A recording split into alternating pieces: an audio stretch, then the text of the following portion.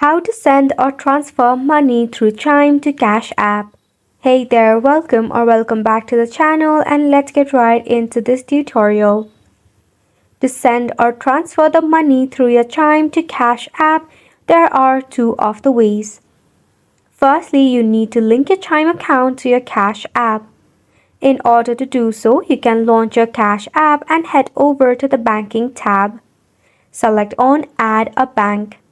Choose the option of Chime from the list of bank and log in into your Chime account to complete the linking process. Once linked, you can directly transfer funds from your Chime account to your Cash App balance.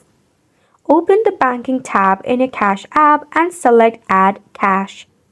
Choose Chime as the funding source and enter the desired number.